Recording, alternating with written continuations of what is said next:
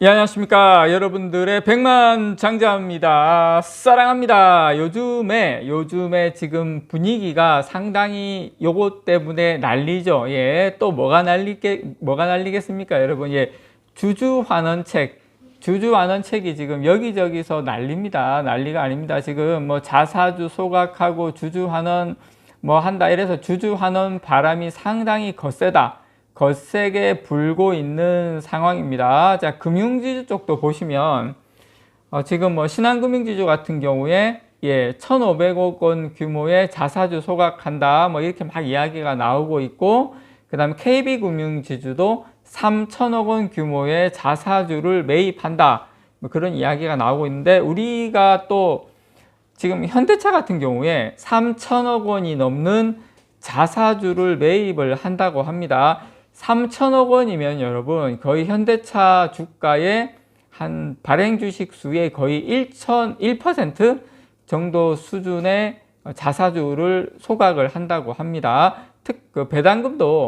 현대차 배당금도 전년 대비 50% 증가한 주당 6,000원으로 지금 책정이 됐습니다. 상당히 분위기가 여기저기에서 지금 주주환원 정책 폭죽이 막 터지고 있는 이 상황에서, 자, 삼성전자 특별 배당금 지금 올해가 끝나고 나면 내년에는 원래 특별 배당금을 이제 뭐 이렇게 가능하다면 지급을 이제 해야 되는 이제 그 시점에 왔는데, 제가 여러분들에게 하나하나 차근차근 자료를 가지고 여러분들에게 설명을 좀 드리도록 하겠습니다. 자, 일단 지금 삼성전자는 바로 얼마 전에 컨퍼런스 콜을 통해서 작년에 2022년도에 잉여현금 흐름이 9조 8천억 원이라고 밝혔습니다. 9조 8천억 원. 이거 잘 기억하시기 바랍니다. 자, 잉여현금 흐름은 기업의 현금 창출 능력과 이 성장 동력을 가늠하는 지표 중에 하나입니다. 물론 여러 가지 지표가 있는데, 자, 영업 활동을 통해서 벌어들인 현금에서 투자 비용을 제외해서 계산을 합니다. 잉여현금 흐름은. 그리고 비용과 투자 후에 남는 현금이기 때문에 기업들은 뭐 배당이라든지 자사주 매입이라든지 아니면 사내 유보금으로 활용을 하죠.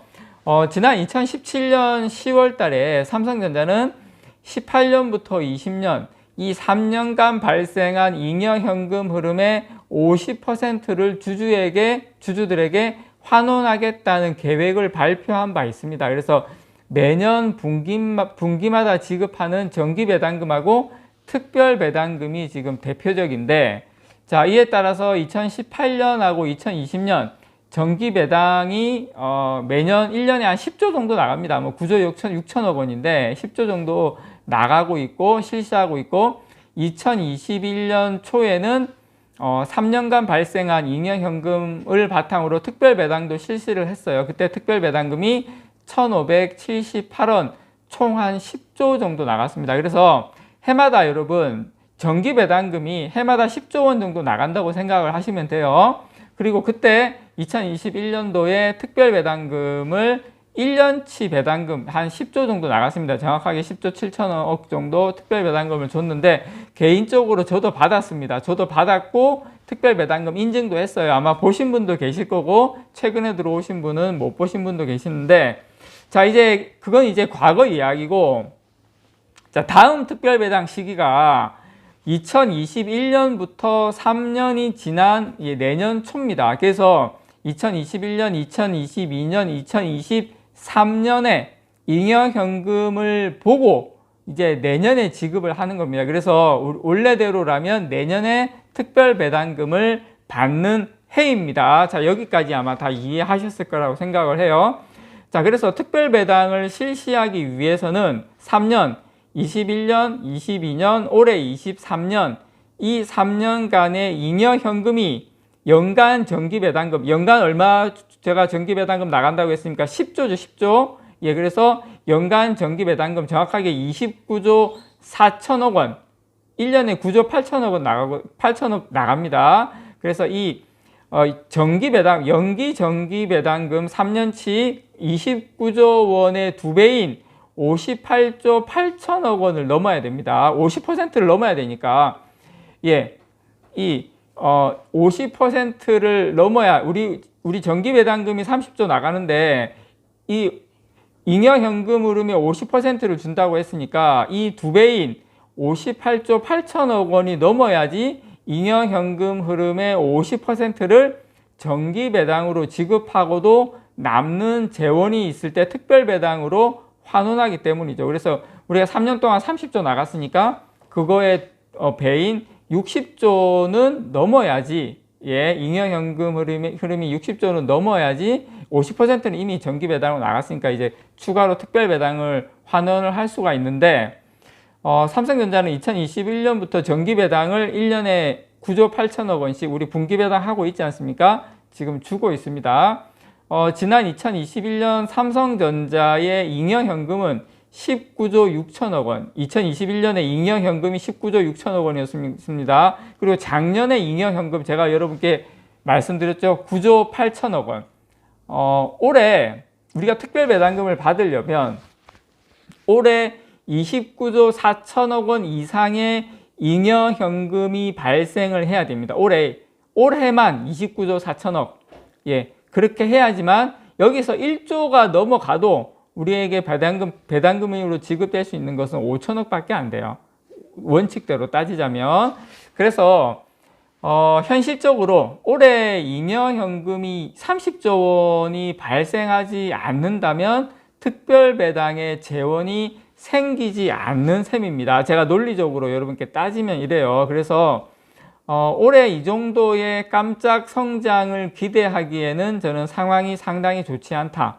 물론 하반기에는 좀 좋아지겠지만 연간으로 따졌을 때 올해 상반기가 다들 아시는 것처럼 상황이 상당히 안 좋거든요. 그래서 글로벌 경기 침체로 인한 소비 위축, 반도체 시장 악화, 그다음에 영업 환경 이런 것으로 봤을 때 물론 주가는 바닥 짚고 상승은 하겠지만 배당은 제가 여러분들께 말씀드렸을 때는 특별 배당은 좀 힘들지 않을까. 또 이런 상황에서 삼성전자가 또 우리는 그럼 투자 안 할게. 특별 배당을 위해서 우리는 투자 안 할 거야 이번에 그냥. 그것도 아니거든요. 대규모 투자를 지속적으로 하기 위해서 지금 여러 가지 삼성전자 감산 없다. 우리는 투자 계속 하겠다. 지금 이런 상황이기 때문에 제가 개인적인 생각에는 특별 배당은 물 건너 갔다. 대신에 주가 상승은 화끈할 수 있다. 그렇게 여러분들께 좀 제가 좀 위안의 말씀을 좀 아마 좀 드리도록 하겠습니다. 세계은행은 지난달 발표한 세계 경제 전망에서 올해 세계 경제가 1.7% 성장할 것으로 내다봤거든요.